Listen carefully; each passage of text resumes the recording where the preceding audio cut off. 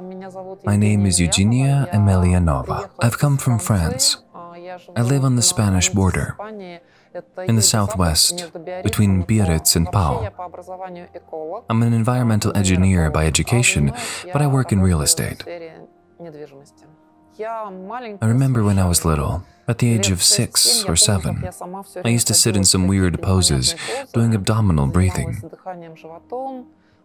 When I grew up, at the age of 14, I got my hands on a book by Sri Aurobindo and the Mother. I started to study using it. It was all so easy to me. It lasted until I was in my 20s. But then I misunderstood the book, and it was such a collapse for me. I said to myself, that's it. Without a master, without a teacher, I won't take a step forward or backward or anywhere. That's the way I thought. That was it. I didn't do anything. Of course, I read, looked for someone, but between the ages of 17 and 18, I did nothing at all. Since I was always in search, I once told a friend whom I practiced with in the late 90s, but I was trying and not finding anything. Wherever I looked, everything was shallow, no seeds, just tears. Then my friend told me, I think I know what would work for you.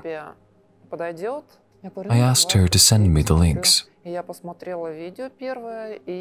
After watching the first video, I realized that it was absolutely the same way I see the world.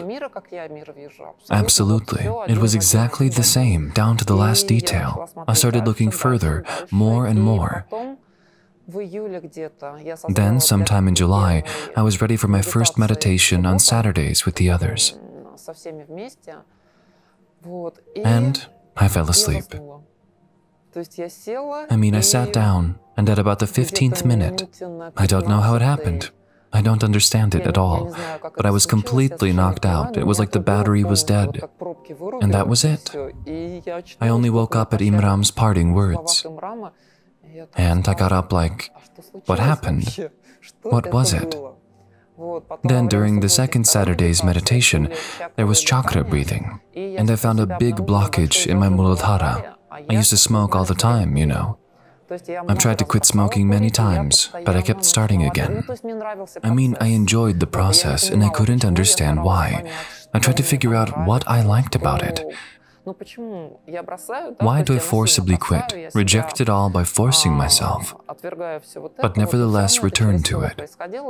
And whenever a trigger occurred, I'd start smoking again.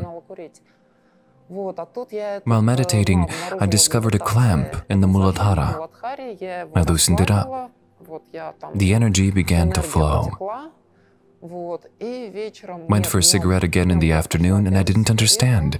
Everything stings. It stings everywhere. I thought, what's going on? What was that? In the evening I went for a cigarette again, just out of habit, to check, and I couldn't smoke at all. I started thinking, analyzing, why is this happening?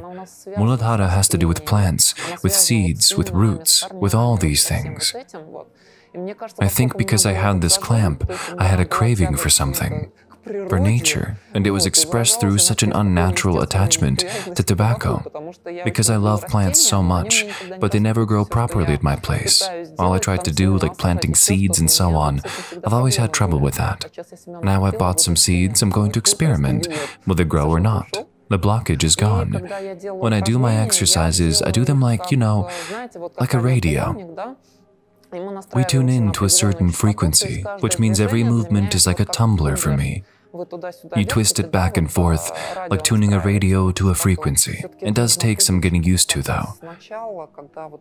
At first, when you just begin, you need to get your body pumped, get your organism ready. My primary advice is not to do it by the book. You should not practice on your own lest you end up like Master Imram said about those who untwist their kundalini. It is very dangerous. It's really dangerous. It could make you fall so far into the lower worlds that you'll never get out without help. And to wait for the right mentor. Ask for the right mentor. Precisely the right one. I asked for the right mentor. I had such a request.